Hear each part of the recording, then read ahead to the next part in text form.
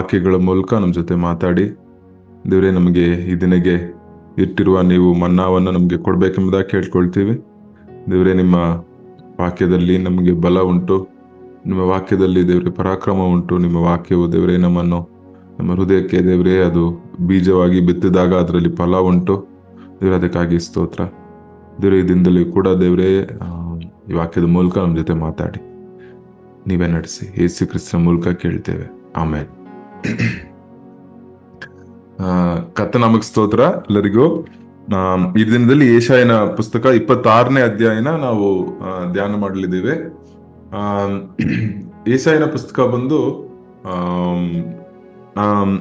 ಅದೊಂದು ಪ್ರವಾದನೆಯ ಪುಸ್ತಕ.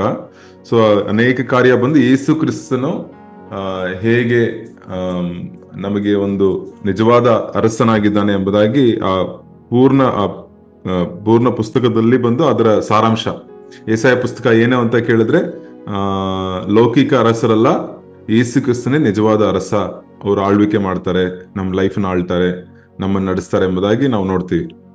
ವಿಶೇಷವಾಗಿ 26ನೇ ಅಧ್ಯಾಯದಲ್ಲಿ ನಾವು ನೋಡ್ಬೇಕಾದ್ರೆ ಇದು ಬಂದು 25, 24, 25ರಲ್ಲಿ ನಾವು ನೋಡಿರ್ತೀವಿ. ಅದು ಬಂದು ಆಲ್ರೆಡಿ ಏನಂದ್ರೆ, ದೇವ್ರು ಬಂದು ಒಂದು ದಿನ ಹೇಗೆ, ನೀವು ಕಳೆದ 2 ದಿನಗಳಲ್ಲಿ ನೋಡಿರ್ತೀರಾ, ದೇವ್ರು ಬಂದು ಹೇಗೆ ನ್ಯಾಯ ತೀರಿಸ್ತಾರೆ ಲೋಕನ, ಭೂಮಿನ, ಆಮೇಲೆ ಹೇಗೆ ಬಂದು ತಮ್ಮ ರಾಜ್ಯಭಾರ ಮಾಡ್ತಾರೆ ಎಂಬುದಾಗೆಲ್ಲ ನಾವು ನೋಡಿದ್ವಿ. ಇವಾಗ 26ನೇ ಅಧ್ಯಾಯದಲ್ಲಿ ಕೂಡ ಇಲ್ಲಿ ಒಂದು ಚಿಕ್ಕ ಚಿತ್ರ ಇದೆ. ಇದೊಂದು ಕೊನೆಯ ದಿನಗಳಲ್ಲಿ ಹೇಗೆ ಇರುತ್ತೆ ಎಂಬುದಾಗಿ ನಾವು ನೋಡ್ತೀವಿ.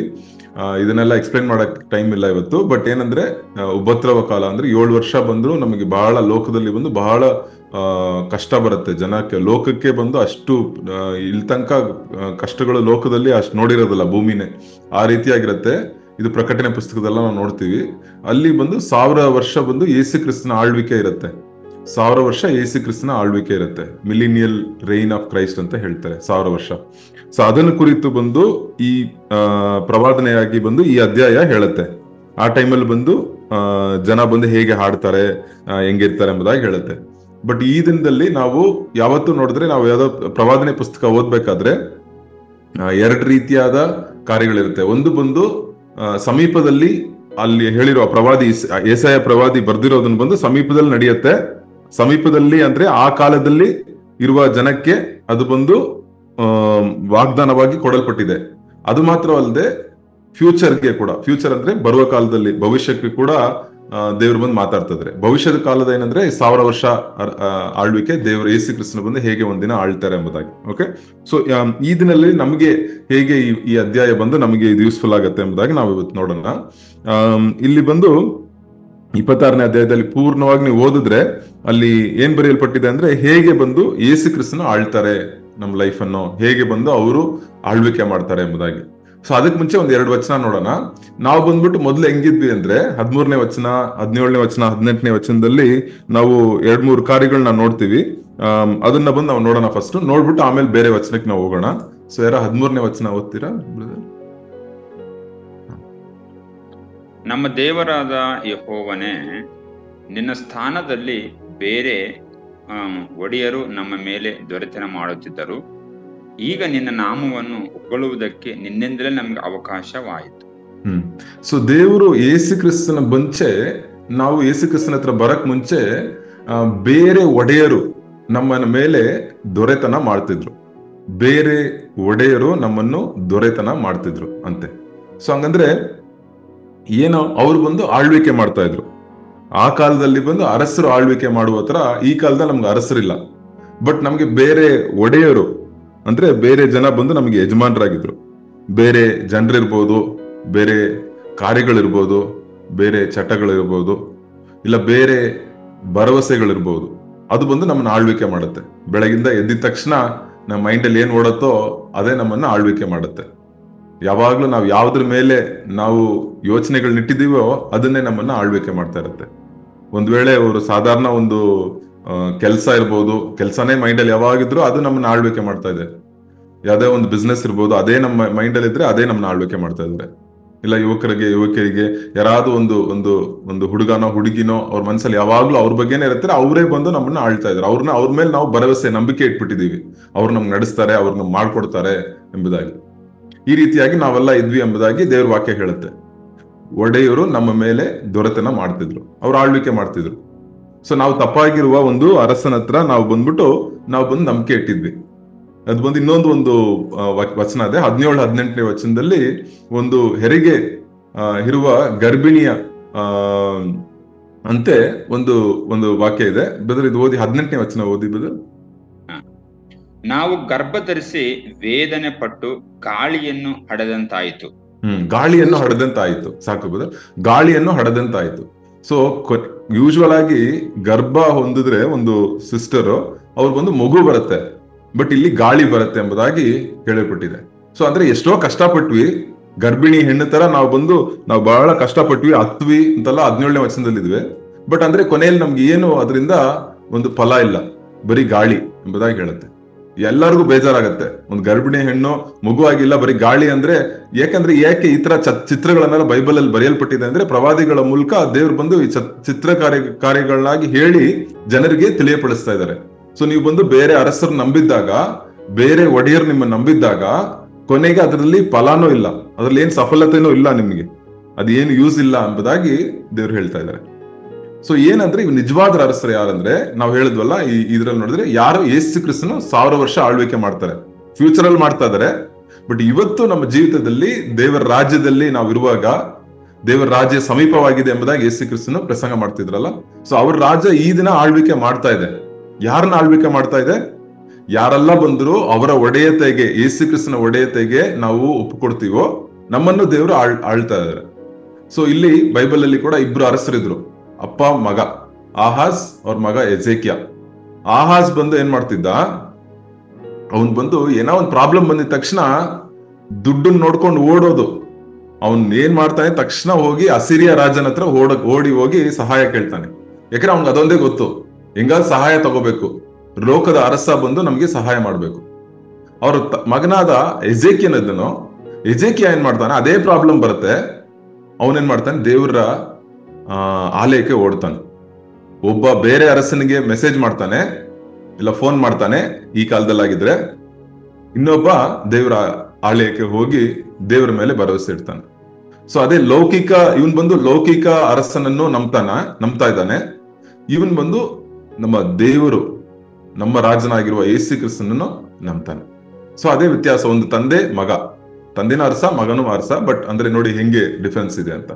ಸೊ ಈ ರೀತಿಯಾಗಿ ನಾವು ಯೇಸು ಕ್ರಿಸ್ತನ ಮೇಲೆ ನಂಬಿಕೆ ಇಟ್ಟಾಗ ಏನಾಗತ್ತೆ ಎಂಬುದಾಗಿ ಈ ವಾಕ್ಯದಲ್ಲಿ ನಾವು ನೋಡ್ತೀವಿ. ಯೇಸು ಕ್ರಿಸ್ತನ ಮೇಲೆ, ಯೇಸು ಕ್ರಿಸ್ತನ ನಮ್ಮನ್ನು ಆಳುವಾಗ, ಯೇಸು ಕ್ರಿಸ್ತನು ನಮಗೆ ತಂದೆಯಾಗಿ ನಡೆಸುವಾಗ ನಮಗೆ ಏನು ಆಗತ್ತೆ ಎಂಬುದಾಗಿ ನಾವು ಈ ವಚನಗಳಲ್ಲಿ ನಾವು ನೋಡ್ತೀವಿ. 3ನೇ ವಚನ, 4, 12, 8, 9, 15, 19. ಸೊ ಈ ವಚನಗಳೆಲ್ಲ ಇದೆ. ಸೊ ಯೇಸು ಕ್ರಿಸ್ತನ ಆಳ್ವಿಕೆ ಮಾಡಿದಾಗ ಏನು ನಮ್ಮ ಲೈಫಲ್ಲಿ ಆಗತ್ತೆ ಎಂಬುದಾಗಿ ನಾವು ನೋಡ್ತೀವಿ.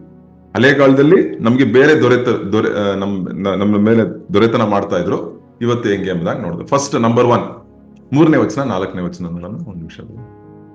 3ನೇ ವಚನ 4ನೇ ವಚನ. ಸ್ಥಿರ ಚಿತ್ತನನ್ನು ಶಾಂತಿಯಲ್ಲಿ ನೆಲೆಗೊಳಿಸಿ ಕಾಯುವಿ, ಅವನಿಗೆ ನಿನ್ನಲ್ಲಿ ಭರವಸವಿದೆ, ಯೆಹೋವನಲ್ಲಿ ಸದಾ ಭರವಸವಿಡಿರಿ, ಯೆಹೋವನು ಶಾಶ್ವತವಾಗಿ ಆಶ್ರಯ ಗಿರಿಯಾಗಿದ್ದಾನೆ. ಸೊ ನೋಡಿ, ಇಂಗ್ಲಿಷ್ ಬೈಬಲ್ ಏನಾಗಿದೆ ಅಂದ್ರೆ, ಸ್ಥಿರಚಿತ್ತನನ್ನು ಶಾಂತಿಯಲ್ಲಿ ನೆಲೆಗೊಳಿಸಿ ಕಾಯುವಿ ಎಂಬುದಾಗಿದೆ. ಅಂದ್ರೆ ಇಂಗ್ಲಿಷ್ ಬೈಬಲ್ ಹೆಂಗಿದೆ, you will keep the mind that is dependent on you in perfect peace. Actual ಆಗಿ ಇಬ್ರೇ ಭಾಷೆಯಲ್ಲಿ ಶಾಂತಿ ಅಂದ್ರೆ ಶಲೋಮ್ ಅಂತಾರೆ. ಬಟ್ ಇಲ್ಲಿ ಬಂದು ಬರೀ ಒಂದು ಸತಿ ಕನ್ನಡ ಬೈಬಲ್ ಬರೀ ಒಂದ್ ಸತಿ ಶಾಂತಿ ಅಂತ ಹಾಕಿದೆ. ಇಂಗ್ಲಿಷ್ ಬೈಬಲ್ ಅಲ್ಲಿ, ಎಬ್ರೇ ಬೈಬಲ್ ಎಲ್ಲ ಏನಾಕಿದೆ ಅಂದ್ರೆ ಶಾಂತಿ ಅಂತ ಹಾಕಿದೆ 2 ಸಾರಿ. ಇವಾಗ ನೋಡಿ, ನೀವು ಯೆಶಾಯ ಪುಸ್ತಕದಲ್ಲಿ, ಪ್ರಕಟಣೆ ಪುಸ್ತಕದಲ್ಲಿ ದೇವರು ಪರಿಶುದ್ಧನು ಅಂತ 3 ಸತಿ ಹೇಳುತ್ತೆ.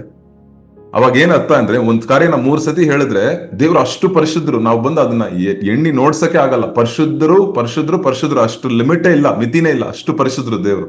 ಇಲ್ಲಿ ಶಾಂತಿ ಅಂತ 2 ಸತಿ ಹೇಳಿದಾಗ, ಶಲೋಮ್ ಅಂತ 2 ಸತಿ ಹೇಳಿದಾಗ, ಅಷ್ಟು ಒಂದು ಸುಂದರವಾದ ಶಾಂತಿಯನ್ನು, ಒಂದು ಸಮಾಧಾನವನ್ನು ದೇವರು ತಮ್ಮ ಮೇಲೆ ಭರವಸೆ ಇಟ್ಟಿರುವ ಮಕ್ಕಳಿಗೆ ಕೊಡುವ ದೇವರಾಗಿದ್ದಾರೆ.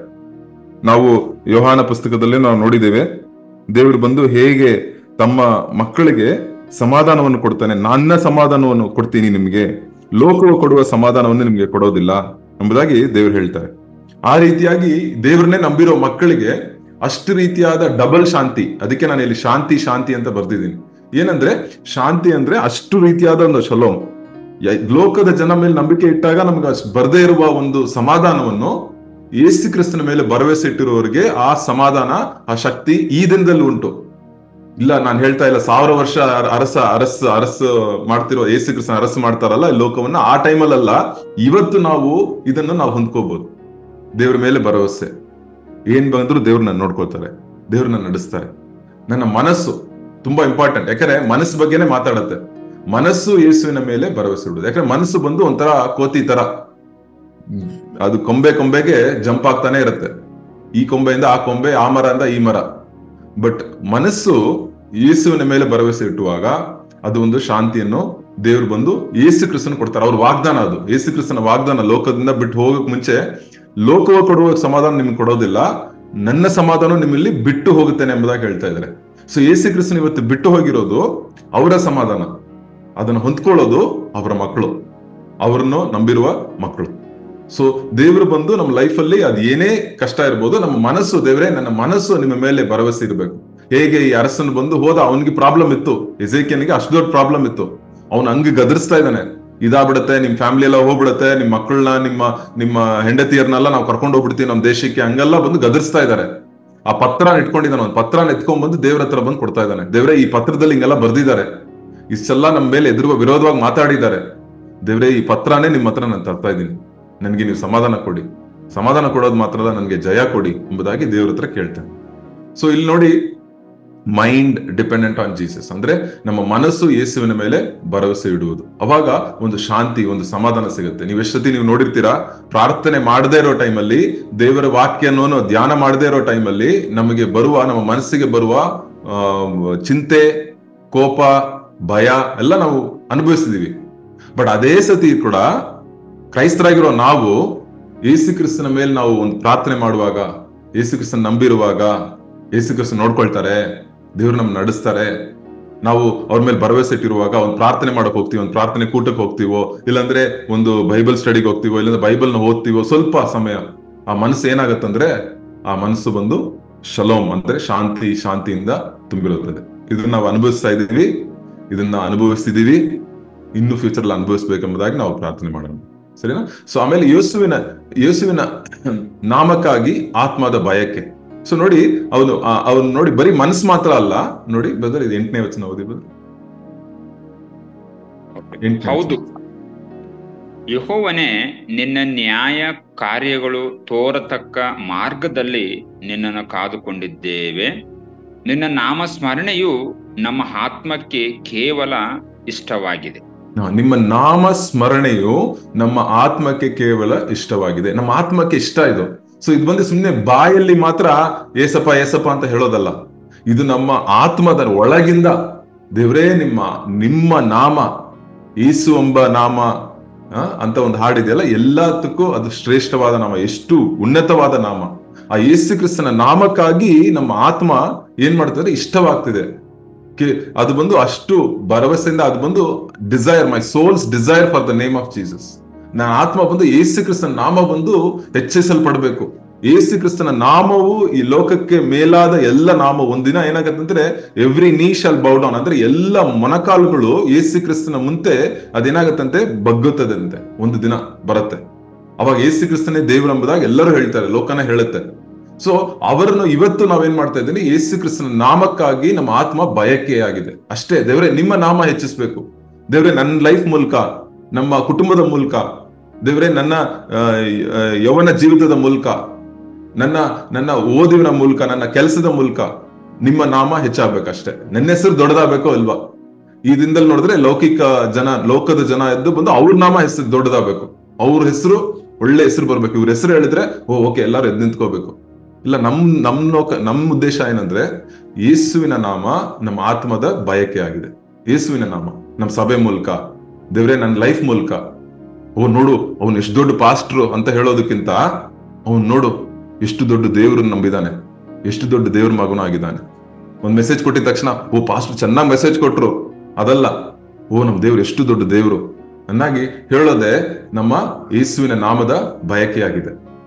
ಸೊ ಅದರಿಂದ ನಮ್ಮ ಆತ್ಮದಲ್ಲಿ ಯೇಸುವಿನ ನಾಮ, ದೇವರೇ ನಿಮ್ ನಾಮ ಹೆಚ್ಚಿಸಲ್ಪಡಬೇಕು. ಎಲ್ಲ ಏನೇ ಬೈಬಲ್ ಅಲ್ಲಿ 1 ಕೊರಿಂಥ ಪುಸ್ತಕದಲ್ಲಿ ಏನೇ ಮಾಡಿದ್ರು ಅದು ಬಂದು ಏನೇ ಮಾಡಿದ್ರು ನೀವೇನ್ ಮಾಡ್ಬೇಕಂತೆ, ದೇವರ ನಾಮ ಮಹಿಮೆಗಾಗಿ, whatever you do it for the glory of God, ದೇವರ ಮಹಿಮೆಗಾಗಿ ಮಾಡಿ. ಏನೇ ಮಾಡಿದ್ರು ಅದು ನಾವು ಕುಟುಂಬದಲ್ಲಿ ಮಕ್ಕಳಿಗೆ ಟ್ಯೂಷನ್ ಹೇಳ್ಕೊಡ್ತಾ ಇದ್ರು, ಇಲ್ಲ ಮಕ್ಕಳಿಗೆ ಪಾರ್ಕರ್ ಕರ್ಕೊಂಡು ಹೋದ್ರು, ಇಲ್ಲ ಕೆಲಸದಲ್ಲಿ ಏನಾದ್ರು ಮಾಡ್ತಾ ಇದ್ರು, ಏನೇ ಆದ್ರೂ ದೇವರೇ ನಿಮ್ಮ ನಾಮ ಹೆಚ್ಚಿಸಲ್ಪಡ್ಬೇಕು. ಏಕೆ ದೇವ್ರು, ನೀವ್ ಕೇಳ್ಬೋದು, ಬ್ರದರ್ ನಾವು ಮಾಡಿನೇ ದೇವ್ರ ನಾಮ ಹೆಚ್ಚಿಸ್ಬೇಕಾ? ಇಲ್ಲ, ಅವರೇ ಹೆಚ್ಚಿಸ್ಕೊಳಕ್ ಆಗಲ್ವಾ? ಖಂಡಿತ ದೇವ್ರು ಬಂದು ನಾವೇನ್ ಸಪೋರ್ಟ್ ಮಾಡೋದು ಬೇಡ. ಬಟ್ ಅಂದ್ರೆ ದೇವರನ್ನೇ ಅರಸನಾಗಿಟ್ಟಿರುವ ಮಕ್ಕಳು, ಅವರು ಆತ್ಮದ ಬಯಕೆ ಇದಾಗಿರುತ್ತೆ. ನಾವೇನ್ ಖಂಡಿತ ಮಾಡ್ಬೇಕಂತ ಇಲ್ಲ, ಯಾಕಂದ್ರೆ ಆ ದೇವ್ರು ಬಂದು ಅವ್ರನ್ನೇ ಅವ್ರು ಸಪೋರ್ಟ್ ಮಾಡ್ಕೊಳ್ತಾರೆ. ಬೈಬಲ್ ಇಲ್ಲದೆ ಕೆಲವು ದೇವ್ರುಗಳನ್ನ ಜನನೇ ಮೇಲೆ ಎತ್ತಬೇಕು, ಅವ್ರು ಇಲ್ಲಂದ್ರೆ ನಿಲ್ಲಲ್ಲ ಆ ದೇವ್ರುಗಳು. ಬಟ್ ಅಂದ್ರೆ ನಮ್ಮ ದೇವರು, ಅವರು ಭೂಮಿಯನ್ನು ಆಳುವ ದೇವರಾಗಿದ್ದಾರೆ, ಅವರಿಗೆ ಯಾರು ಸಪೋರ್ಟ್ ಮಾಡೋದು ಬೇಡ. ಬಟ್ ಅಂದ್ರೂ ನಮ್ಮ ಆತ್ಮದ ಬಯಕೆ, ನಮ್ಗೆ ದೇವರು ನಮ್ಗೆ ಅರಸರಾಗಿರೋದ್ರಿಂದ ನಮ್ಮ ಬಯಕೆ ಯೇಸು ಕ್ರಿಸ್ತನ ನಾಮಕ್ಕಾಗಿ ನಾವು ಬಂದು ನೀತಿಗಾಗಿ ನಾವು ತವಕ ಪಡ್ತಾ ಇದೀವಿ. So we are seeking the Kingdom of god and his righteousness. Okay, ಆಮೇಲೆ 9ನೇ ವಚನ ಓದೋಣ ಬ್ರದರ್. ರಾತ್ರಿಯಲ್ಲಿ ನಿನ್ನನ್ನು ಪೂರ್ವಕವಾಗಿ ಆರೈಸಿದ್ದೇವೆ, ಹೌದು ನಮ್ಮ ಆತ್ಮದಲ್ಲಿ ನಿನ್ನನ್ನು ತವಕದಿಂದ ಹುಡುಕಿದ್ದೇವೆ. ನೀನು ಲೋಕದಲ್ಲಿ ನ್ಯಾಯ ಕಾರ್ಯಗಳನ್ನು ನಡೆಸುವಾಗ ಭೂನಿವಾಸಿಗಳು ಧರ್ಮ ಜ್ಞಾನವನ್ನು ಪಡೆದುಕೊಳ್ಳುವರು. ದೇವರು ಆ ಲೋಕದಲ್ಲಿ ನ್ಯಾಯ ಕಾರ್ಯಗಳನ್ನು ನಡೆಸುವಾಗ ಅವಾಗ ಜನರಿಗೆ ನೀತಿ ಧರ್ಮ ಅಂದ್ರೆ ಏನಂತ ಗೊತ್ತಾಗತ್ತಂತೆ. ಅಲ್ಲಿ ತನಕ ಗೊತ್ತಿರಲ್ವಂತೆ. ಲೋಕದಲ್ಲಿ ದೇವರು ಯಾವಾಗ ನ್ಯಾಯ ಕಾರ್ಯಗಳನ್ನು ನಡೆಸ್ತಾರ ಅವಾಗ. ಸೊ ನೀವು ಬಂದು ಇವತ್ತು ನ್ಯಾಯ ಗೊತ್ತಿಲ್ಲ ಜನಕ್ಕೆ ಅಂದ್ರೆ ನೀವು ಬೇಜಾರು ಮಾಡ್ಕೊಬೇಡಿ. ಯಾಕಂದ್ರೆ ಒಂದಿನ ಬಂದು ದೇವರು ಬಂದು ಅದನ್ನ ಮಾಡುವಾಗ, ನಡೆಸುವಾಗ ಭೂಮಿಗೆ ಅವಾಗ ಗೊತ್ತಾಗತ್ತೆ. ಇಂಗ್ಲಿಷ್ ಅಲ್ಲಿ ಬರುತ್ತೆ, ದೇ ವಿಲ್ ಲರ್ನ್ ರೈಚಸ್ನೆಸ್. ಅವಾಗ್ಲೇ ಒಳ್ಳೆತನ ಕಲ್ತ್ಕೋತಾರಂತೆ. ಅಲ್ಲಿ ತನಕ ದುಷ್ಟರಾಗೇ ಇರ್ತಾರೆ ಕೆಲವರು, ಏನು ಮಾಡಕ್ ಆಗಲ್ಲ ನಾವು. ಸೊ ಅದನ್ನ ನೋಡಿ ನಾವು ಬಂದು ಭಯ ಪಡೋದು ಬೇಡ, ನಾವು ಬಂದ್ಬಿಟ್ಟು ನಾವು ಚಿಂತೆಗೊಳ್ಳೋದು ಬೇಡ. ಸೊ ಇಲ್ಲಿ ಏನ್ ಹೇಳುತ್ತೆ ಅಂದ್ರೆ, ಹೌದು ನಮ್ಮ ಆತ್ಮದಲ್ಲಿ ನಿನ್ನನ್ನು ತವಕದಿಂದ ಹುಡುಕಿದ್ದೇವೆ. ಯಾವಾಗ? ರಾತ್ರಿಯಲ್ಲಿ. ಸೊ ಇಲ್ಲಿ ನನ್ನ ಸ್ಪಿರಿಟ್ ಇದು ಆಕ್ಚುಲಿ ಬೈ ಇಂಗ್ಲಿಷ್ ಅಲ್ಲಿ ಬಂದು ಸೋಲ್ ಅಂದ್ರೆ ನಮ್ಮ ಆತ್ಮ, ನಮ್ಮ ಪ್ರಾಣ, ಸ್ಪಿರಿಟ್ ಲಾಂಗ್ಸ್ ಫಾರ್ ಜೀಸಸ್ ಅಂತ 8ನೇ ವಚನ 9ನೇ ವಚನ. ಅಂದ್ರೆ ಕನ್ನಡ ಟ್ರಾನ್ಸ್ಲೇಷನ್ ಅಲ್ಲಿ 2 ಆತ್ಮ ಅಂತಾನೆ ಹಾಕಿದೆ. ಇಲ್ಲೂ ಆತ್ಮ ಇದೆ, ಇಲ್ಲೂ ಆತ್ಮ ಇದೆ. ಬಟ್ ಇಂಗ್ಲಿಷ್ ಅಲ್ಲಿ ಬಂದು ಸೋಲ್ ಅಂಡ್ ಸ್ಪಿರಿಟ್ ಡಿಫ್ರೆನ್ಸ್ ಇದೆ. ದೇವರು ನಮ್ಗೆ ಕೊಟ್ಟಿರೋ ಪ್ರಾಣದ ಮೂಲಕ ನಾವು ನೈಟ್ ಅಲ್ಲಿ, ರಾತ್ರಿಯ ಸಮಯದಲ್ಲಿ ದೇವರಿಗಾಗಿ ನಾವು ಆಸೆ ಪಡ್ತೀವಿ, ದೇವರಿಗಾಗಿ ನಾವು ಬಂದು ಹಂಬಲಿಸುತ್ತೇವೆ ಎಂಬುದಾಗಿ ನಾವು ನೋಡ್ತೀವಿ. ಸೊ ನಮ್ಮ ಆಸೆ ಏನು? ನೈಟಲ್ಲಿ ನಮ್ಗೆ ಏನ್ ಬರುತ್ತೆ ಆಸೆಗಳು? ದೇವರೇ ನೀವೇ ಸಾಕು, ನೀವು ನಡೆಸಿ ಅಂತ ನಾವು ಹೇಳ್ತೀವ? ಇಲ್ಲಾಂದ್ರೆ ನಾವು ಇದ್ ಮಾಡ್ಬೇಕು ಅದ್ ಮಾಡ್ಬೇಕು? ಇಲ್ಲ, ದೇವರು ಅದು ನೀವು ನೋಡ್ತಿರಲ್ಲ, ದಾವೀದನು ಕೂಡ ರಾತ್ರಿಯ ಸಮಯದಲ್ಲಿ ನಾನು ನಿಮ್ಮ ವಾಕ್ಯಗಳನ್ನು ನಾನು ಧ್ಯಾನ ಮಾಡ್ಕೊಂಡಿರ್ತೀನಿ. ವಿಶೇಷವಾಗಿ ರಾತ್ರಿಯ ಸಮಯದಲ್ಲಿ ನಾವು ಏನೋ ಫೋನ್ಗಳನ್ನ ಇಟ್ಕೊಂಡು ಏನಾದ್ರು ಒಂದು ಚಿತ್ರಗಳನ್ನ ನೋಡ್ಕೊಂಡು, ಇಲ್ಲಾಂದ್ರೆ ಏನಾದ್ರು ಒಂದು ಜೋಕ್ಸ್ ನೋಡ್ಕೊಂಡು ಆತರ ಮಲ್ಗಕ್ಕೆ ನಾವು ಟ್ರೈ ಮಾಡ್ತೀವಿ. ಬಟ್ ಏನಂದ್ರೆ ನಮ್ಮ ರಾತ್ರಿಯ ಸಮಯದಲ್ಲಿ ದೇವ್ರ ಮಕ್ಕಳಾಗಿರೋ ಬೈಬಲ್ ನಾವು ನೋಡ್ಬೇಕಾದ್ರೆ ಅವ್ರು ಬಂದು ರಾತ್ರಿಯ ಸಮಯದಲ್ಲಿ, ದೇವರೇ ನಾನು ನನ್ನ ಆತ್ಮವನ್ನ ನಿಮ್ ಕೈಲಿ ಒಪ್ಪಿಸ್ಕೊಡ್ತಾ ಇದ್ದೀನಿ ಎಂಬುದಾಗಿ. ಅಲ್ಲಿ ಆ ಕಾಲದಲ್ಲಿ ಇವತ್ತು ಕೂಡ ಇಸ್ರೇಲ್ ದೇಶದಲ್ಲಿ ತಮ್ಮ ಮಕ್ಕಳನ್ನ ಬೆಡ್ಗೆ ಹಾಕ್ಬೇಕಾದ್ರೆ ತಂದೆ ತಾಯಿಗಳು ಏನ್ ಮಾಡ್ತಾರಂದ್ರೆ, ಯೇಸು ಕ್ರಿಸ್ತನು ಈ ಪ್ರಾರ್ಥನೆ ಮಾಡಿರ್ತಾರೆ. ಯಾಕಂದ್ರೆ ಬೆಳಗ್ಗೆ ಎದ್ದಿದ ತಕ್ಷಣ ಒಂದು ಪ್ರಾರ್ಥನೆ, ನೈಟ್ ಬೆಡ್ಗೆ ಹೋಗಕ್ ಮುಂಚೆ ಒಂದು ಪ್ರಾರ್ಥನೆ ಮಾಡ್ತಿದ್ರು ಇಸ್ರೇಲ್ ಯಹೂದ್ಯ ಜನರು. ಅದೇನಂದ್ರೆ, Lord into your spirit I give my soul. ಯೇಸು ಕ್ರಿಸ್ತನ ಶಿಲ್ಬೆಯಲ್ಲಿ ಹೇಳಿದ್ರ, ದೇವರೇ ನಿಮ್ಮ ಕೈಗೆ ನಾನು ಆತ್ಮವನ್ನು ಕೊಡ್ತೀನಿ. ಅದೇ ರೀತಿಯಲ್ಲಿ ಅದನ್ನ ರಾತ್ರಿನೂ ಹಗಲು ಬೆಳಗ್ಗೆನೋ ನೈಟ್ ಮಲಗಬೇಕಾದ್ರೆ ಅದು ಹೇಳ್ತಾರೆ. ಸೊ ದೇವ್ರ ಮೇಲೆ ಅವರು ಒಂದು ಹಂಬಲಿಸುತ್ತಿದ್ರು, ಯೇಸುವಿನಿಗಾಗಿ ಹಂಬಲಿಸ್ತಿದ್ರು. ಸರಿ, ಆಮೇಲೆ 15ನೇ ವಚನದಲ್ಲಿ ನೋಡ್ತೀವಿ ನೀತಿಯ ಜನರನ್ನ ದೇವ್ರು ಏನ್ ಮಾಡ್ತಾರಂತ. 15ನೇ ವಚನ ನೋಡ್ತೀವಿ ನಾವು, ಓದಿ. ಯೆಹೋವನೇ, ನಿನ್ನ ಜನವನ್ನು ಹೆಚ್ಚಿಸಿದ್ದಿ, ಹೌದು ನಿನ್ನ ಪ್ರಜೆಯನ್ನು ವೃದ್ಧಿಗೊಳಿಸಿದ್ದಿ. ನೀನು ದೇಶದ ಮೇರೆಗಳನ್ನೆಲ್ಲ ವಿಸ್ತರಿಸಿ ಮಹಿಮೆಗೊಳಿಸಿ. ಸೊ ನೋಡಿ, ದೇವರು ಒಂದು ಏನ್ ಮಾಡ್ತಾರೆ, ಅವ್ರು ಆಳ್ವಿಕೆ ಮಾಡುವಾಗ ಅವರ ಜನರನ್ನು ಹೆಚ್ಚಿಸಿದ್ರು. ಯಾವ್ದ್ರಲ್ಲಿ ಹೆಚ್ಚಿಸಿದ್ರು? ಎಲ್ಲದರಲ್ಲೂ ದೇವರ ತಮ್ಮ ಜನರನ್ನು ಹೆಚ್ಚಿಸ್ತಾರೆ. ಪ್ರೀತಿಯಲ್ಲಿ, ಮಹಿಮೆಯಲ್ಲಿ, ನಿಧಾನತೆಯಲ್ಲಿ, ಸಮಾಧಾನದಲ್ಲಿ ದೇವರು ಬಂದು ಎಲ್ಲ ರೀತಿಯಲ್ಲೂ ಕೂಡ ಅವ್ರ ಚಿತ್ತ ಇದ್ರೆ ಇದು ನಮಗೆ ಟೆಂಪ್ರರಿ ಥಿಂಗ್ಸ್ ಆಗಿರೋ ನಮ್ಮ ಹಣದಲ್ಲಿ, ನಮ್ಮ ಓದಿನಲ್ಲಿ, ನಮ್ಮ ಜ್ಞಾನದಲ್ಲಿ ದೇವರು ತಮ್ಮ ಜನರನ್ನು ಹೆಚ್ಚಿಸಿ ತಮ್ಮ ಪ್ರಜೆಗಳನ್ನು ವೃದ್ಧಿಗೊಳಿಸ್ತಾರೆ. ಅವರ ದೇಶವನ್ನ ಮೇಲೆ ಅವರನ್ನು ವಿಸ್ತಾರ ಮಾಡ್ತಾರೆ, ಇನ್ಕ್ರೀಸ್. ದೇವರು ಬಂದು ನಮ್ಮನ್ನು ಆಶೀರ್ವದಿಸುವ ದೇವರು. ದೇವರು ಬಂದು ನಮ್ಮನ್ನು ಹೆಚ್ಚಿಸುವ ದೇವರು. ಅದು ಅವರ ನಾಮ ಮಹಿಮೆಗಾಗಿ. ಯಾರಿಗಾಗಿ? ಅವರ ಮಹಿಮೆಗೊಳ್ಳುವುದಕ್ಕಾಗಿ, ದೇವರ ಮಹಿಮೆಗೊಳ್ಳುವುದಕ್ಕಾಗಿ. ನೋಡು, ದೇವರಲ್ಲಿ ಬಂದಿದ ತಕ್ಷಣ ಅವನ ಫ್ಯಾಮಿಲಿ ಹೆಂಗ್ ಚೇಂಜ್ ಆಯ್ತು, ಅವನ ಲೈಫ್ ಹೆಂಗ್ ಚೇಂಜ್ ಆಯ್ತು, ಅವನ ಮನಸ್ಥಿತಿ ಹೆಂಗೆ ಚೇಂಜ್ ಆಯ್ತು. ಯಾಕಂದ್ರೆ ದೇವರು ಬಂದು ಇನ್ಕ್ರೀಸ್ ಮಾಡೋ ದೇವರು, ನಮ್ಮನ್ನು ಭರವಸೆ ನಮಗೆ ಬಂದು ಅಭಿವೃದ್ಧಿ ಮಾಡುವ ದೇವರು. ಸೊ ಅದನ್ನ ನಾವು ಮರಿಬಾರ್ದು. ಸೊ ಅದೇ ಬಂದು ಬಹಳ ಮುಖ್ಯವಾದ ಒಂದು ಕಾರ್ಯ. ಸೊ ಯೇಸು ಕ್ರಿಸ್ತನ ಮೇಲೆ ನಂಬಿಕೆ ಇಡುವಾಗ ನಮ್ಮ ಮನಸ್ಸು, ನಮ್ಮ ಆತ್ಮ, ನಮ್ಮ ಪ್ರಾಣ, ನಮ್ಮ ಜೀವನ. ಕೊನೆಯದಾಗಿ 19ನೇ ವಚನ ನೋಡ್ಬಿಟ್ಟು ನಾವು ಮುಗಿಸ್ಬಿಡೋಣ. 19ನೇ ವಚನ, ಮೃತರಾದ ನಿನ್ನ ಜನರು ಬದುಕುವರು, ನನ್ನವರ ಹೆಣಗಳು ಜೀವದಿಂದೇಳುವವು. ಸಾಕು. ಮೃತರಾದ ನಿನ್ನ ಜನರು ಬದುಕುವರು, ಸತ್ತೋದ ಜನರು ಬದುಕುವರು. ನನ್ನವರ ಹೆಣಗಳು ಜೀವಂತ ಉಳ್ಳವರು. ಏನಂದ್ರೆ ದೇವರು ಬಂದು ನಮ್ಗೆ ಹೊಸ ಜೀವ ಕೊಡ್ತಾ ಇದ್ದಾರೆ.